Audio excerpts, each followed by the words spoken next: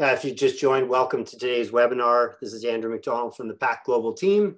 We'll wait just a minute while folks join in, and then we'll get started.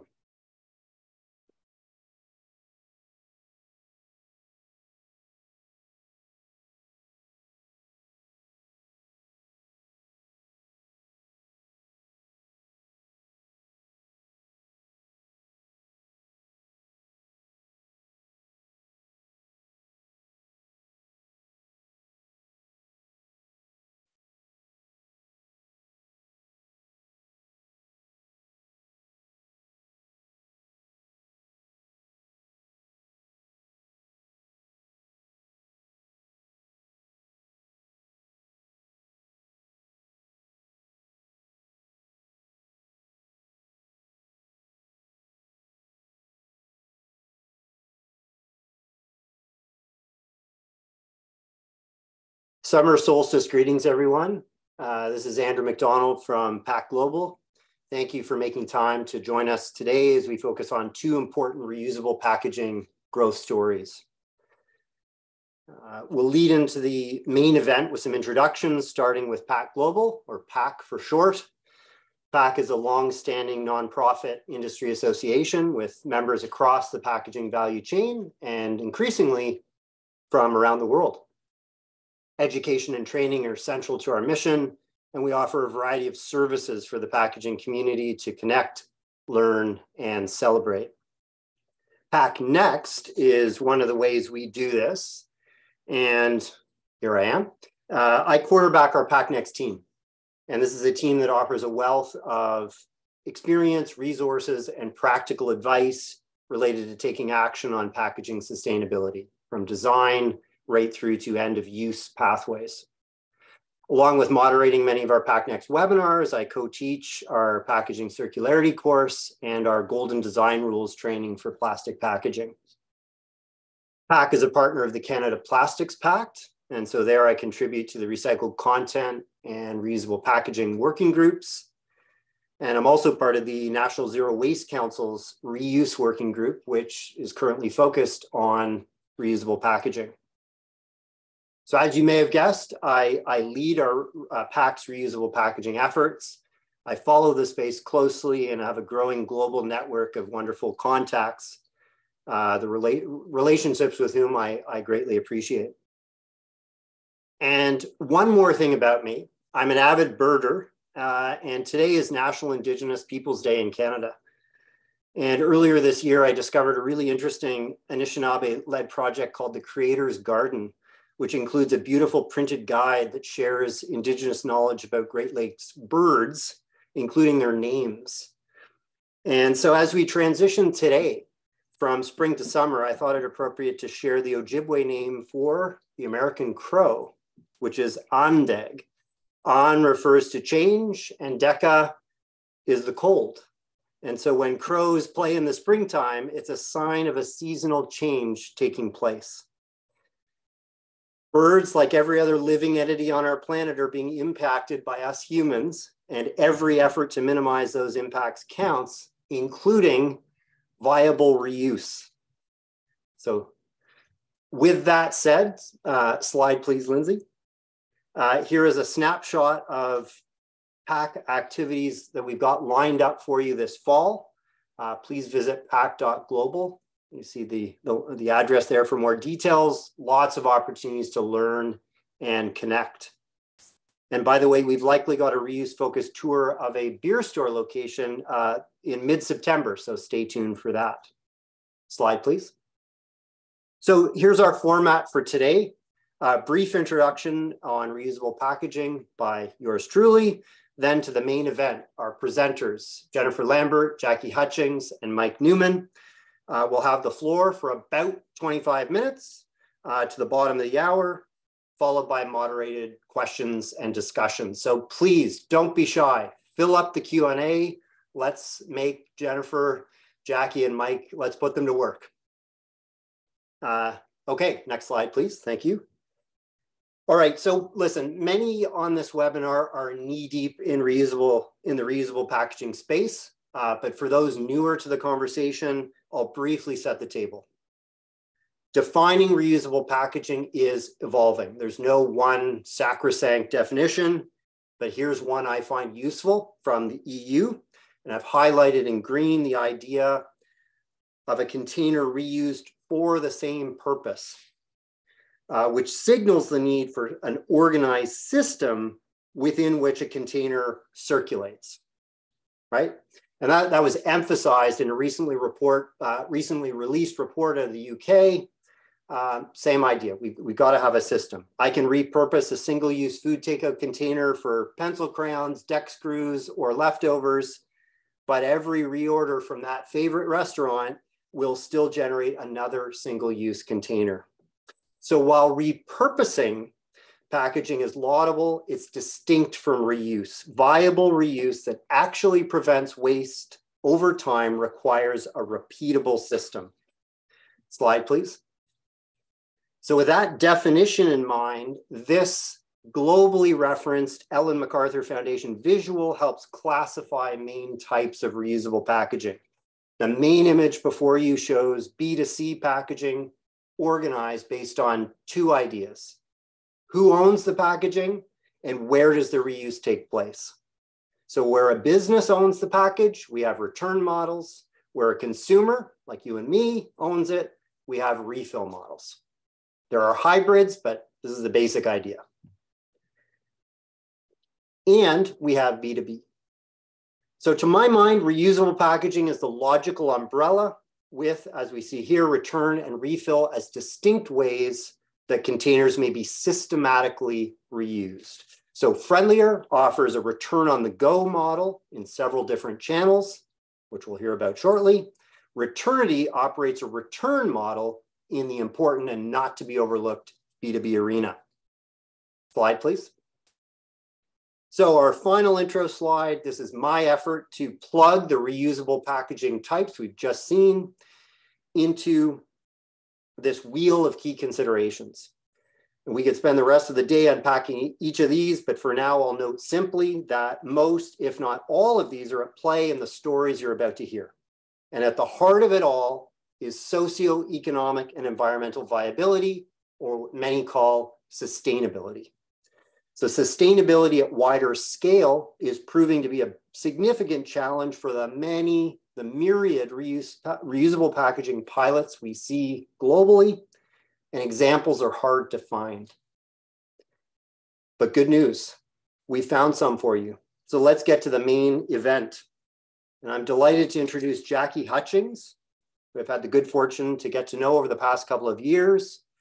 Jackie is co-founder and COO at Friendlier. Jackie is a chemical engineer by training and an inspiring social entrepreneur. In just a short time, Jackie and co-founder at Friendlier, Kaylee Dale, have turned the seed of an idea into a bona fide reuse success story, attracting private equity, government funding, and major corporate partners. And I'll add that over the past year, Jackie has contributed to PAC as a co-chair with our PAC Next Leadership Council. So with that said, over to you, Jackie. Thank you, Andrew. And thanks everyone for joining us today. I'll try and keep it brief here, just a quick little overview about Friendlier and how we help make reuse easy for businesses. So we founded Friendlier on the whole premise that we hate the linear economy. We hate the idea that we take products, we pull resources, and then they end up in the waste. So this is a very oversimplified visual of us just depleting resources. And this is what will happen if we continue to go along the route of the linear economy. And what we believe is that we will get to a point where we're actually reusing these products. And my video is not working there, but we'll be reusing these products so that we can preserve our resources and deplete our waste at the same time. So at Friendlier, we have 4 key things that we consider to necessary, 4 pillars necessary to make reuse successful. One being the product design. We need something that's durable, lightweight, and functional that we can actually use as this packaging. But we need to also be considering the communication and how we're communicating this program so that we can ensure that what we intend to happen, we intend for people to bring the products back, is actually happening. The third pillar would be the environmental impact. This is critical. We need to make sure that when we're doing this reuse system, we're not making more of an impact than we would be with single-use packaging. And finally, the logistics and the sanitation. We need to ensure that the logistics are seamless and that we are sanitizing these products to the highest level of quality so that it can be safe and accessible for everyone to use. So really quickly diving into our product, we chose something that would be manufactured in Canada that would have a lot of the functionality of single-use products. So something lightweight, stackable, that's not going to take up more space and it's not going to be more difficult to deal with.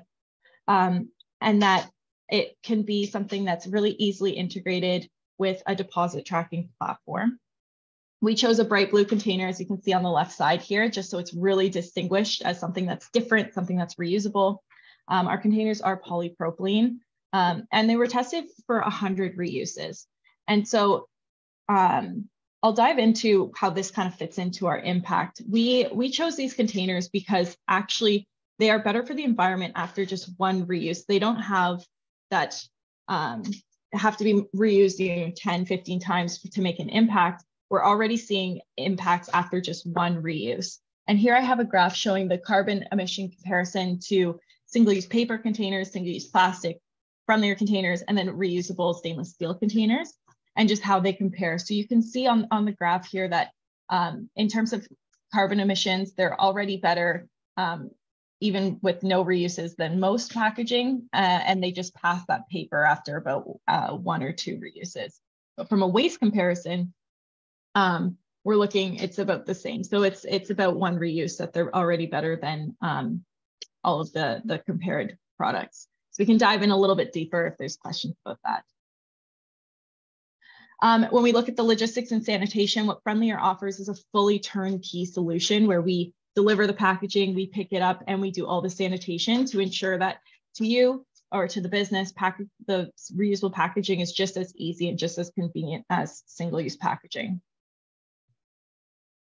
And finally, we offer real results and live data tracking through our Friendlier dashboard. So this will help to actually quantify the amount of packages that are reused, what that's equal to in greenhouse gas emissions, waste, water. And we also have a lot of other valuable insights that we can provide, and we're always working to improve this so that our customers can get a lot of additional data beyond just the sustainability data, so they're adding value and getting the most value out of the packages that they're selling.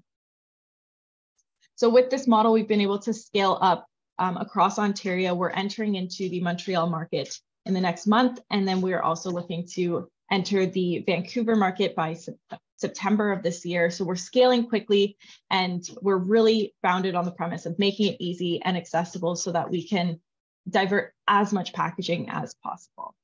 So with that said, I will pass it back over to Andrew. And yeah, happy to answer any questions at the end. Yes. Yeah. Audience, fill up the Q&A, please. But in the meantime, I'm delighted to welcome Jennifer Lambert. Having worked with, Jennifer is Director of Sustainability at Compass Group Canada, and having worked with Jennifer on a PAC project over the past couple of years, I can attest to the fact that she is a dynamic and purpose-driven ESG and sustainability professional with over 20 years of corporate experience in retail and food service. Jennifer is responsible for the leadership of the sustainability team at Compass and is accelerating their progress toward the company's Planet Promise commitments. Jennifer, the floor is yours. Great. Thank you for that introduction, Andrew. Nice to meet everyone. And thanks for having me here today. I'm excited to talk about what we're doing at Compass to work towards driving scale in our reusable packaging programs.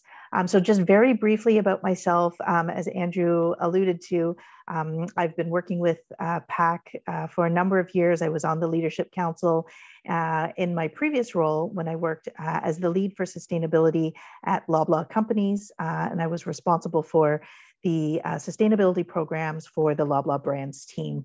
So in that role, I was responsible for responsible sourcing, and a big part of my role was leading our company-wide efforts to reduce the impacts of plastics. And I've been in my new role at Compass Group now for the last almost 4 months, not quite. And there is a lot of work to do at Compass. And I wouldn't be surprised actually if I find that many people on this webinar today have never heard of Compass Group. Compass is a global organization. We operate in over 50 countries. The head office is based in the UK. But in Canada, we're a large organization here. So I just lost my mouse. 1 second. And we have over 2,200 client sites, and we serve over 250 million meals every year. But we operate in a number of different sectors under a number of different brand names. So in the education sector, we would be in high schools, universities, and colleges where we run the food services programs for students. Business and industry, where we run office and distribution, warehouse, cafeterias, as well as our canteen program, which does office services and coffee programs and vending. We're in healthcare, so hospitals and senior living centers, as well as sports and leisure, so large conference centers and arenas, as well as defense and offshore, so as far away as remote mining sites, offshore oil, and even correctional facilities. So a really wide range of different industries, and they all require different programs, and would have different needs when it comes to reuse. Andrew mentioned that we have a Planet Promise program. This is really our commitment to a sustainable future, and really pleased that Compass was the first contract catering company globally to make a commitment to net zero emissions by 2050. And as part of that, we have a commitment to 2030 targets. So these are SBTI approved targets where we'll be reducing the impacts of our scope 1 and 2 emissions to achieve carbon neutrality in our operations, as well as looking to reduce our scope 3 emissions, which kind of leads to why we're doing this work. Waste is something that's really important to our organization, and finding ways that we can reduce the impacts of plastics, especially through these types of reusable packaging systems that we are working to scale, is super important. I was reading this article recently that was looking at the opportunity for reusable cups to replace paper hot cups. And it mentioned that there's over 250 billion single-use paper cups used every year. And paper cups, as many of you would know, are often lined with plastic or PLA. They're not always recyclable or compostable in systems globally. And so this represents a $10 billion opportunity just in hot cup replacement to reusable alone. And so within our operations and our network, we've identified a number of different areas where we can utilize reusable packaging. Fortunately, some of the business that we do, we're able to offer our food service on China plates and use metal flatware. But as you can imagine, a lot of situations, people are looking to have food to take away, and they're not going to be eating it right where they're purchasing it. So there is a need for containers of some sort beyond just China plates. And so we've partnered with a number of different partners to bring a range of different reusable container options to our business. And these all have different models to meet different needs. Some of these use deposit and return systems, some of them don't. Some of them are opt-in systems and some of them are not. But regardless, we're really happy with the return rates that we're seeing. And we're seeing that customers are really engaged in these programs, regardless of whether they're choosing to opt in or not. So just briefly to take you through these programs, we have a stainless steel reusable container program in the West with one organization that's going to be kicking off in the fall. We've run a small pilot with them. It was very successful. We have a reusable program in Quebec with a company called Canoe. This is kind of a little bit hard to see. It's a bit small, but it's reusable cups. We have some programs that we operate ourselves. So the middle one with the green containers, this is a photo I took when I was up at Trent University, which is one of our accounts. And either we or the client will purchase reusable containers that we wash on site. So very similar to sort of a China plate model. This is a reusable container model where students can take that food to go. This is a really low-tech solution. The students would purchase a card for $7, and then every time they purchase a meal in the reusable container, they give the cashier the card. When they bring the container back, the cashier gives them a card. So it's just an exchange model. And we could talk a little bit more about, the pros and cons of the different models. This one gives us less data. So Jackie talked about the benefits of using their program, which is the next one you can see in the blue, which really gives us a wealth of information about the impacts that we're making as every container gets cycled through the reuse process. And then, we have other programs like the one on the far right that we're still in exploration, but we think have some merit because they are partnering with some of the existing behaviors that customers have to tie into deposit return systems that exist in some of the provinces today. So I think, there's a wide range of different opportunities, and all of these have different sort of benefits and challenges. But these programs that we've launched have been very successful in my mind so far. I was really fortunate to work with Jackie and the Friendlier team when I was at Loblaw to launch a pilot there. But at Compass, the program kicked off in the fall last year, working with only 2 suppliers, or just pulling the numbers from 2 of our partners for the first 6 months of our fiscal. We were able to show that we diverted over 65,000 single-use containers, and that represented over 10,000 kilos of GHG emissions. And so, for programs that are really kind of still in a startup phase and with a limited number of units, I think this is really great numbers, and we're continuing to expand. So there's huge opportunity. We actually are just announcing that we've launched Friendlier containers at the Toronto Zoo. And we could talk a little bit more about that and some of the challenges around those types of programs in very large volume sites. But really key for us has been the partnership. So Friendlier has been amazing at supporting us with a very simple onboarding process. And that's been very key for us to make this smooth as we transition more sites more quickly. And I think one of the key learnings for us is to really look at these programs through the eyes of the customer. So really, how do we build awareness of the programs which encourage customers to be willing to try and then actually take the step of trialing the program? We have to make that program really easy and efficient and successful so that customers want to repeat that action and then ultimately become promoters of the program to others in their social network. So I think the one thing that we wanted to talk about today in this webinar was, what are some of the challenges and how are we kind of working through the challenges of these programs, and what are some of the kind of next steps that we can take to make the programs more successful. So I'm going to kind of just take you through the journey, I suppose, of reusable packaging and some of the challenges that we've seen and we've worked through. So I'd say the first one's sort of the action step.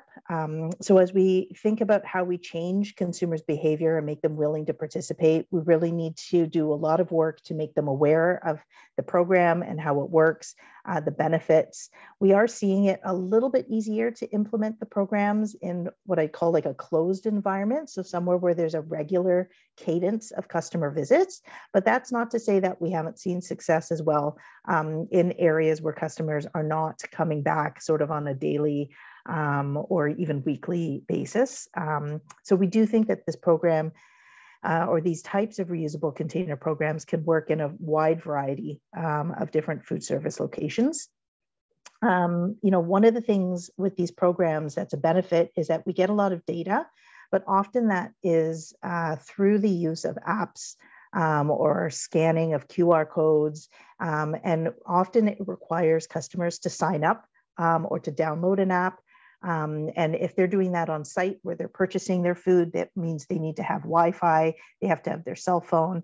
In some cases where we don't have a deposit model, it works on sort of a borrowing system. And then you may have to use a credit card to tap. You don't get charged if you return the container within the given time frame. But that also requires a credit card. And, sometimes these programs are intended for students. Not all students have a credit card. So these are things that we have to work through and customize to meet all of our client needs. Very important is at the point of sale, where we have the direct customer interaction, often through our cashiers. So we've learned that it's very important that we're doing training, that we're auditing, that we're writing scripts, and that we are working with our front end staff on how to properly communicate the programs to the customers. And we've had to work through some changes to our POS systems as well to collect data. We also have to work on how the change in containers affects our operations from a preparation and handling perspective.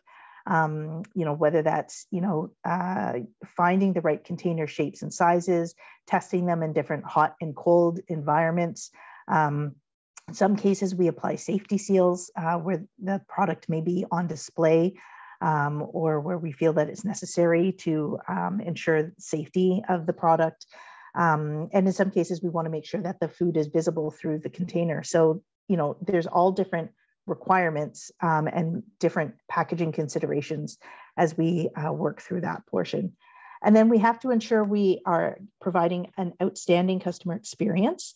So the visual appeal of the product in the container and how it actually feels for the customer to eat out of that container, because often they're not transferring that food from the container to a plate. They're going to eat directly out of the container. And the return process has to be really easy, has to be convenient. In some cases, that might mean having return bins outside. As you know, if you are anywhere in Canada, animals, raccoons can be a problem. So finding ways to have bins that are animal proof. If we have return containers that require electricity or Wi-Fi, that can be a challenge if we're outdoors. So these are all things that, we're kind of working through and that we found some solutions for.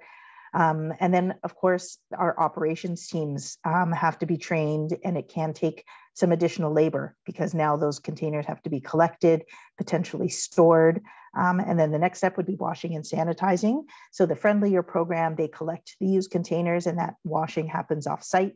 In some of our models, the washing will happen on-site through our operations. But regardless of how it's happening, we need to make sure we're meeting really stringent food safety and quality requirements. One of the challenges is that this doesn't fall under public health authority for third-party washing sites. And so now we're finding there are some third-party audits and certifications that can be put into place in addition to us working with our partners to ensure that all of those cleaning SOPs and food safety requirements have been met. And then finally, some of these programs will require us to order and receive delivery of new containers, or in some cases, we store those containers on site. Either way, inventory and storage space is a big concern for us. The plastic containers like the Friendlier program are really beneficial because they stack really well. We can keep large volumes of those in a small space, but you can imagine some of those containers like the stainless steel or the canoe cups, they take up more space than the plastic container. And that is logistics that we have to work through both back of house and in our serving areas. So one of our considerations when we think about operations. So even though I've kind of very quickly gone through a lot of the challenges, there's a lot of really keys to our success for these programs. I think, Jackie talked a little bit about being able to prove that these programs have an improved environmental impact because customers really do have questions about how the programs work and how much of a positive benefit they're going to be supporting when they are part of these return systems. Of course, I talked a little bit about safety and quality. That's always number one, not only from a customer perspective, from a total business perspective. We need to provide a seamless customer experience with minimal increased cost. And ultimately, our goal for these programs would be to make them more profitable than single use. And that really can be achieved when we start to see scale on these programs. But part of that is ensuring that there's operational efficiency. And so, anytime you're doing something new and different, it can create some operational inefficiencies. And so part of the success of the program is to make this as seamless as possible for our operators. And part of that is through education and engagement with all of the stakeholders involved in the program. So I know that was a lot. I'm going to hand it over back to Andrew to introduce Mike, and then I'll be happy to answer questions. Yeah, thanks so much, Jennifer, for, you took us into the nitty gritty, and I'm hoping the audience is liking that, because that's, that was a big part of the purpose of this webinar, is to let's get into this. Like, what are the key factors for moving towards success at scale? And so I think that is a perfect segue to Mike Newman. We were going from B2C to B2B. And Returnity CEO Mike Newman has spent much of the past 20 years applying his MBA at the intersection of supply chain and sustainability. Prior to Returnity, Mike built e-waste programs with Reusable, which saved millions of used cell phones from landfill. And now Mike is a widely recognized leader when it comes to converting logistics platforms from single use to reuse. And he has shared his knowledge and expertise with, among others, me, the New York Times, NPR, Packaging Europe, and quite recently, the podcast, The Logistics of Logistics.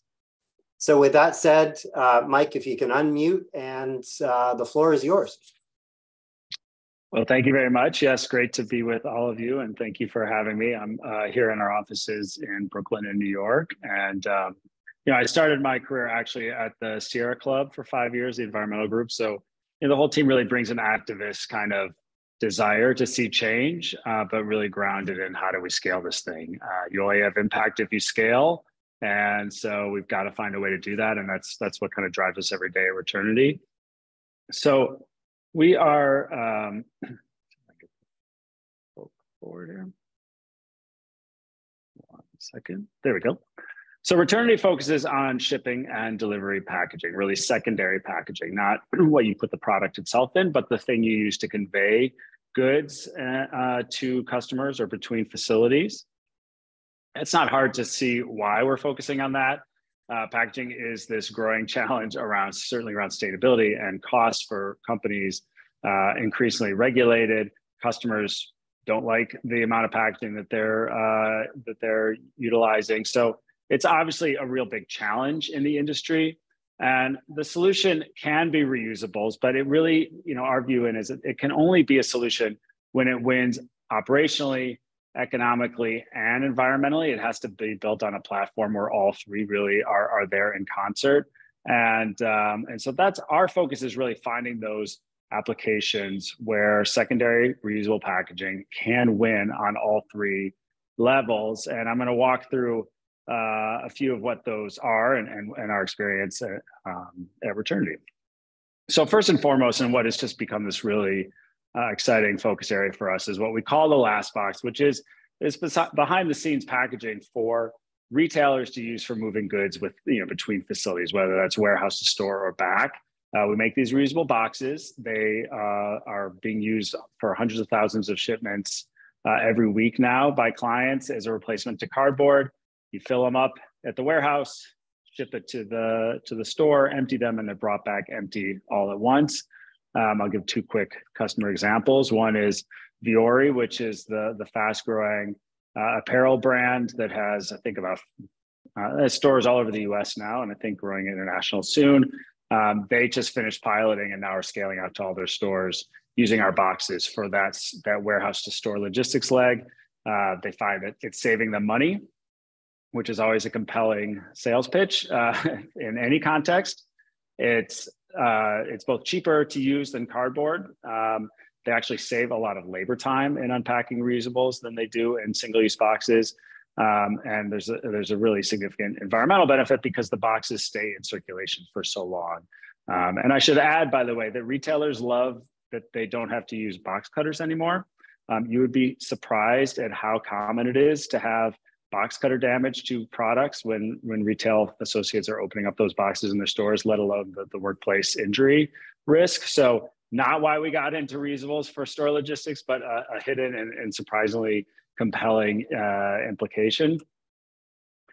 And so that's forward logistics. It's also being used in reverse logistics. Probably the most prominent customer in the field right now is a company called Happy Returns. It's here in the States. They have like 9,000 in-person return centers around the US, every FedEx location, and Ulta Beauty, et cetera. So consumers bring their e-commerce returns. Our boxes are behind the counter. They fill them up. They use them to ship back to the warehouse. And again, redeploy those empties back to the stores. It just makes that whole system run. So this sort of behind the curtain logistics leg that is accountable for, just in the US, by our estimation, a billion cardboard boxes a year, is a really attractive use model for reuse because they just stay in circulation. They don't get lost. The employees are trained on how to use them, and they work better than cardboard. So it's able to win on all three levels. The next area I'll just call out is grocery bags. And grocery bags is a bit of a different animal, not just because it's a different packaging type, but because the reason why clients are turning to us to help them with this product is not because it's a economic win versus their existing packaging options, is because they're being regulated into it. So whereas with the last box in internal logistics, we're saving companies money, in this instance, they had to. You know, in New Jersey here in the US has banned single-use bags in all retailers, grocery. You can't use paper or plastic single use. So that creates a lot of logistics challenges. You know, they literally have to, they still have use models where they have to somehow convey the products to you. And so that's been a new area of focus for us, is taking what we've learned in other use cases on how to make these as operationally efficient and as low cost and competitive as possible, and bring it to a segment where they are forced into reuse, whether it makes sense today or not, operationally, environmentally, or economically.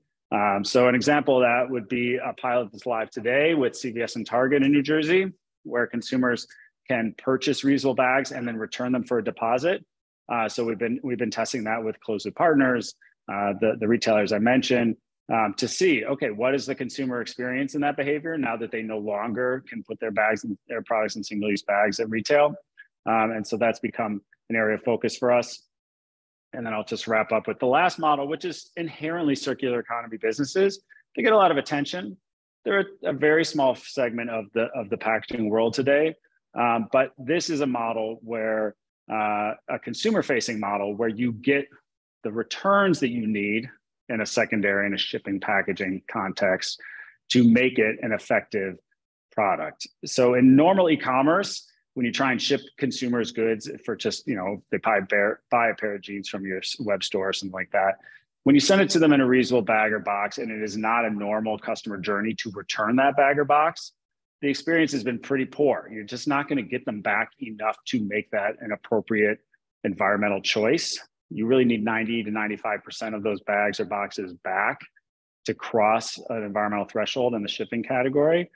And the best that companies usually are able to do in this segment is maybe 50 or 60%. So sending consumers things in reusable seems sensible, but you don't get it back enough. But when it's a rental, you're getting it back no matter what. And so that has been the other segment for us, where it meets all three of those sort of foundational components, as I mentioned. It has, you know, it's cost effective because that return is embedded in the business model. It's part of the business model, so you're going to get them back often enough to meet environmental thresholds. And then operationally, it could create efficiencies around how you're delivering and receiving goods from your customers. So that's Rent the Runway is the most prominent example of this.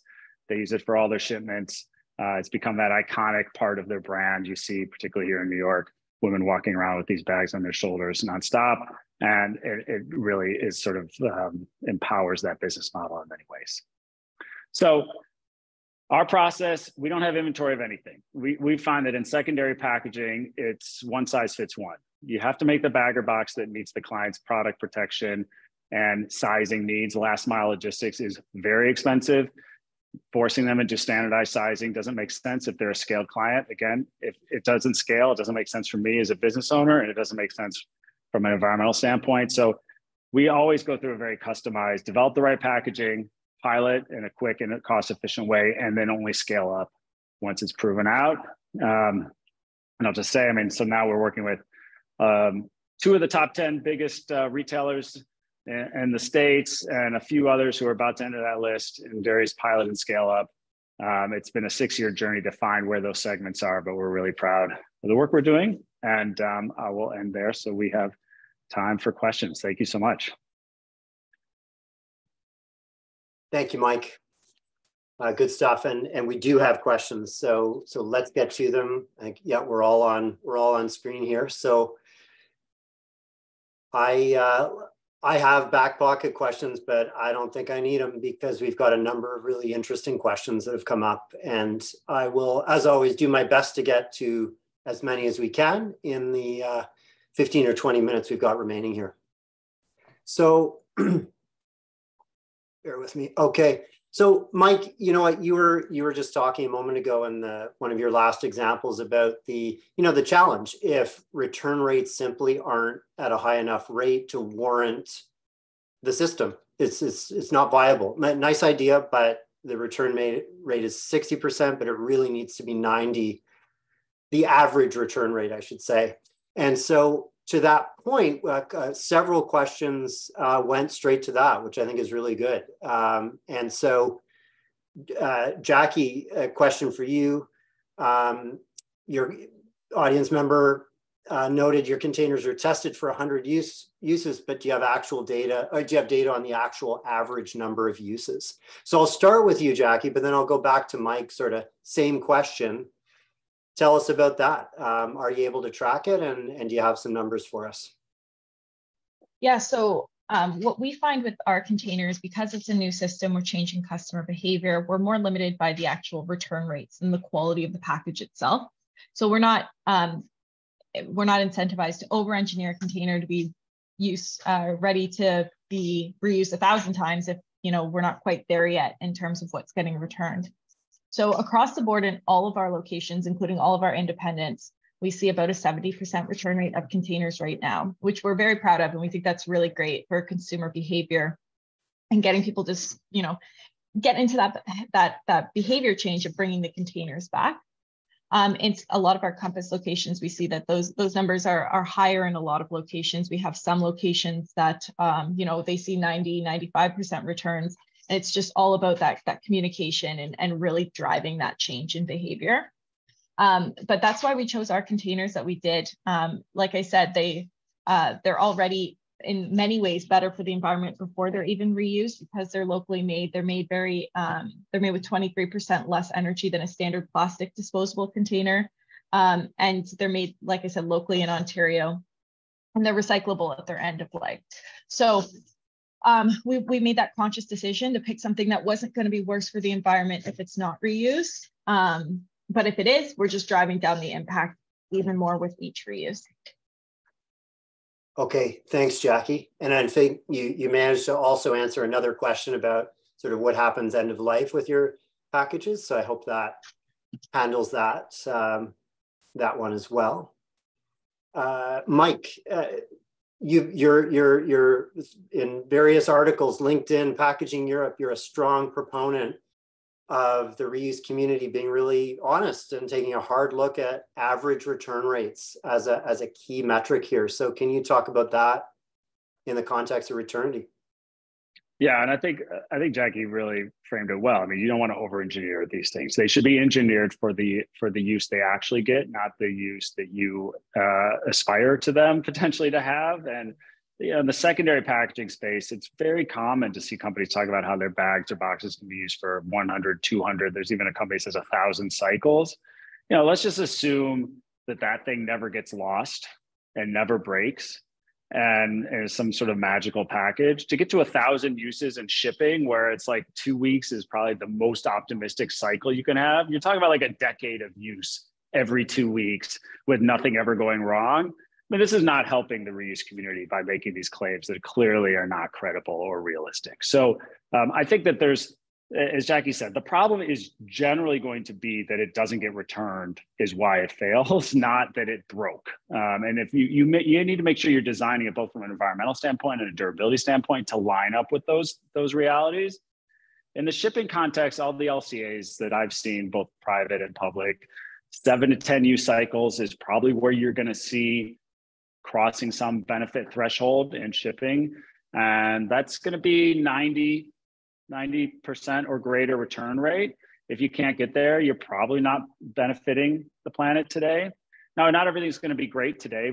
These are new systems. These are new behaviors. These are new processes. We should leave space for experimentation and growth, to be sure, but we also need to be transparent about that stuff.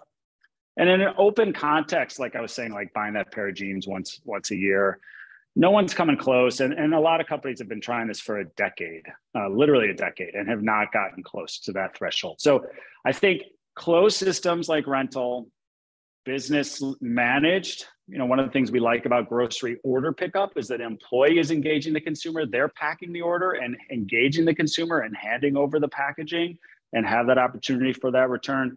Those are the kind of contexts that I think we're seeing the return rates, the reuse rates that make these programs viable.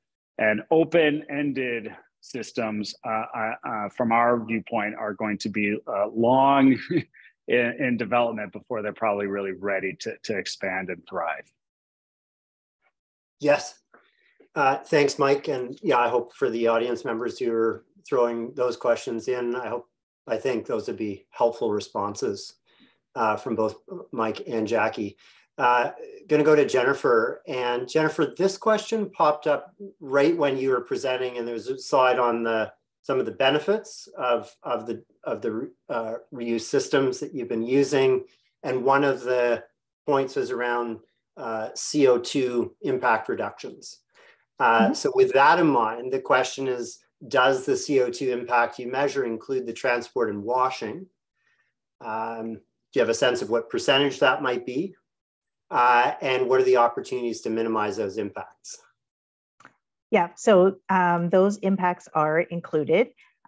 We get those metrics directly from our partners. So maybe I'll pass it back to Jackie to just speak about the calculations themselves. Yeah, absolutely. So we calculate all of that when we're actually measuring our impact. It is very minor compared to the impact of actually manufacturing single-use products. So we find that the impact of the transportation for us is about 4% of the total impact of what we're actually saving. But we make sure to include that, and especially with our Compass reports, is something that they want to see as a separate line item that's really clear. This is our GHG emissions that come out of the transportation and washing. And one thing that we do is that we actually optimize our routes so that when we are delivering, we're picking up at the same time, so that we're not making separate trips and we're not taking two vehicles to do that. So we're just like they would normally get a delivery of product, we're delivering and then picking up at the same time.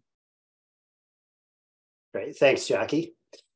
And just while we're thinking about friendlier, a quick build on one of the questions about end of life for friendlier's packaging. And Jackie kindly answered this in the Q&A, but all the audience members can't see those responses. And so Jackie, you made the effort to reply, and I'll just say that Friendlier has local recycling partners at each of their wash facility locations specialized in polypropylene recycling. So that's where your containers go. Is that correct? Yeah, exactly. Gotcha. Okay, very good. Okay, so you know what, Jennifer, I'll keep you on the hot seat here. Very specific question, but I like it. You're getting right into the weeds here. How do you handle the residue of top sealing films that are left on the returnable containers when you get into liquid meals? Is that something that's crossed your mind? Yeah, so these programs that I've shown here don't use top seal films. Okay. Actually, we are exploring that right now. And so that is one of the things that we're looking at. I'd say a couple things. One, there has been a lot of advancement in adhesives for plastics for top sealing films to rigid containers. And the other thing is that, a lot of these containers that we're using are airtight and liquid tight. So we do have a range of different options for liquid meals like soups, in the portfolio. And this goes back to what I was talking about being able to offer the right products and the right programs depending on what the client needs are. But I did also mention previously that we do use safety seals on some of our packaging. We have a program where we have meals delivered from a commissary kitchen to our office locations. We offer this in our corporate office right now, and they do put safety seals on those friendlier packages because, you know, they're sort of losing that chain of custody as it goes through sort of that delivery, and it's like a self-serve program where we pick up those meals at the office cafeteria. And I do know that Friendlier is able to remove those plastic stickers that have a very strong adhesive on them. Maybe Jackie, do you want to just speak briefly to your cleaning process and adhesives? Yeah, it's we have our own process as part of our wash process, that anything with an adhesive on it gets pulled off to the side and gets processed separately. We have a proprietary process for removing all of those and getting the adhesives off. Got it. Thanks both. We're going to go back to Mike. And Mike, several audience members curious about what the last box is made of. And again, curiosity about end-of-life solutions. You know, what happens when, you know, the box is no longer fit for service? Yeah, I mean, they're made out of plastic, you know, different plastic types, predominantly. It's got a zipper, there's some metal in it. It's a trade-off. I mean, a lot of retailers will tell us that they have a corporate policy that like everything has to be 100% recyclable in their packaging, which is admirable to an extent, but there's no perfect in packaging. I think we've been fed a diet of like some future packaging utopia where there is no waste anymore or something, which is just not how things are ever going to exist in the real world. There are trade-offs here. I can design you a box that's 100% recyclable, or we can spend a lot of money demanufacturing that box, but then it makes it less competitive against single-use packaging. And if it's in a system where we validated that even a theoretically recyclable bag or box versus the last box, which is harder to recycle, is going to be higher impact, we've sort of concluded that, well, recycling is the end goal here. But recycling is not the end goal here. The end goal is lower impact. And sometimes we have to accept that to get lower impact requires a little bit of a mental shift.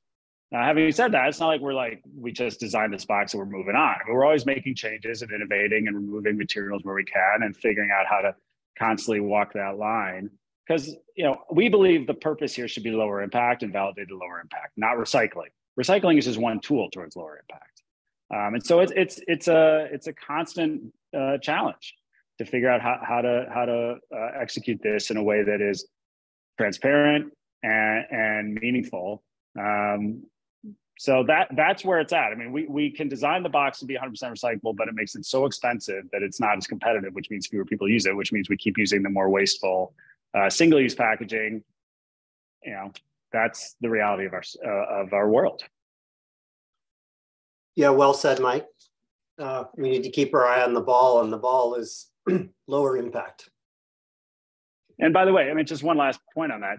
The benefit of reuse, particularly in a business-to-business context, is that you're not relying on the end consumer to make that decision and to have access to infrastructure in their local community. That's the other thing we need to remember. So the benefit of reuse is that the company is reaggregating it if the system's working properly. And then they have all the packaging in one location in bulk to manage as they see fit. So they can start to utilize recycling services if that makes sense. They can utilize waste to energy if that's the best end-of-life solution, composting, whatever it may be. So reuse offers other kinds of system advantages when it's executed effectively. It's complicated, right? I mean, we just should be honest with ourselves that this is complicated and move towards improvement without pretending like there's a perfect out there. Yeah, nice build, Mike. Thank you. Okay, well, listen, we're nearing the top of the hour. I'd like to get to at least one, maybe two other questions, a quick wrap up. Lindsay will show us a poll and then we'll move on with our days. But I got a question here from Quebec, and it's a question for Jackie and Jennifer. Thank you for a great presentation. And the core question here is, have you had any luck partnering with government organizations to help with establishing a standard infrastructure to support with, you know, reusable packaging, and specifically your reusable packaging. So Jackie, if you could take a cut at that. Yeah, we find that the most challenging thing with working with like local governments specifically, I think this question's referring to, is they can be totally on board and excited about it, but at the end of the day, it's still the individual businesses that need to buy in to the reusable packaging. So we haven't had any, like we've had a lot of luck with working with those governments and having them help promote it and like get the word out there, but ultimately we still have to go to every business and really get them to buy in. So if there was some sort of legislation and some sort of incentive, that would definitely help. But at the end of the day, we still have to go and talk to every business and tell them exactly why this is going to be easy for them, why it's going to be beneficial, and how it's going to add value to their organization. So we have more luck just going straight to the businesses than with governments at this point. Got it. Thanks, Jackie. And yes, yeah, the focus was on the local government context. Jennifer, anything to add or? Sure. Yeah, maybe I'll just mention we are in conversations with another company called Earthware. They operate in Alberta. They have a contract with the provincial organizations that manage the current beverage bottle return systems. So, you know, customers in Alberta, this is similar to BC, are already familiar with having to pay a deposit on beverage containers and then take those containers to get their deposits returned from a recycling center. And so they've been able to partner and join into an existing infrastructure there with their containers. So outside of beverage containers, now food packaging containers can also be run through the system. And I think the benefit of being able to do that is you're tying into that existing consumer behavior and an expectation that's already there. So they're still a very small organization and just getting off the ground, but I do think those programs have some potential. Thank you. Okay, we're at the closing time here. Each of you are involved. You're deep in the space, reusable packaging space. The purpose of this webinar was to focus on reusable packaging models that are legitimately making the transition, the conversion to wider, deeper scale. So in closing, 30 seconds each, could you share with the audience a thought, a comment on what you think reusable packaging requires, what kind of investment, what kind of support systems need in order to make that conversion from the pilots, the tests, the small scale to broader, wider spread adoption? And I'd like to begin with Mike. Well, yes, and thank you for having me. It's really, it's great questions and a lot of fun. I would say for our segment of reuse, which is that secondary space, the industry really relies on all the infrastructure in the middle. So brands can put it in a reusable, the end customer, whether it's a business or a consumer, can receive it, but somebody like DHL or FedEx is handling it in the middle. I would say that they have been the laggards on this front and have not been really supportive of how reusables can work within their network in an efficient way. I get why it's been a real challenge for them and they move a lot of cardboard every day, but I think that's an impediment that has not really been sort of gotten the light of day, and I would love to see some more progress on. They tend to slap a fee at times on anything that's not cardboard. Just like that's the policy. Why? Well, people used to put shipping labels, or probably still do put shipping labels on car tires. So they had to do something. If it's not cardboard, it gets a fee. Nobody thinks about that as an impediment. That's an area I'd love to see some standardization and policy evolution on. Thank you, Mike. Jackie, I'll go to you. 20 seconds. Yeah, I would say just the biggest thing for us is just forming partnerships. So we formed an awesome partnership with Compass Group, who's been helping to support our growth. And it's just having that trust with an organization and someone who's going to actually help you to get to those levels. It's not going to grow with us just on our own. So having partnerships and helping support the growth is really what's needed. Yeah, thank you from the practitioner perspective. And Jennifer, the last word from the corporate perspective, a comment. Yeah, I think what we need is to continue to drive consumer demand and participation in these programs, because ultimately we can offer these programs, but we need customers to participate. And so whether that means they are opting in to a program that's an opt-in program, or where it's a program that's sort of mandated, like they're just receiving the containers, reusable containers, there's still an action on their part where they have to actively return those containers. And ideally they're downloading the app and they're tracking them and scanning codes and things. So we're getting the data on that reuse. But all of that requires a change in consumer behavior. So it has to go both ways. Like we have to have the infrastructure and the programs and the partners behind the scenes, but we'll find a way to make those programs successful and efficient if the consumers are demanding it. Thank you. Jennifer, Mike, Jackie, on behalf of the audience and Pack Global, thank you very much for all of your insight today. To our audience, thank you for making the time and look forward to seeing you soon. Have a wonderful rest of your day. So long. Thanks, everyone.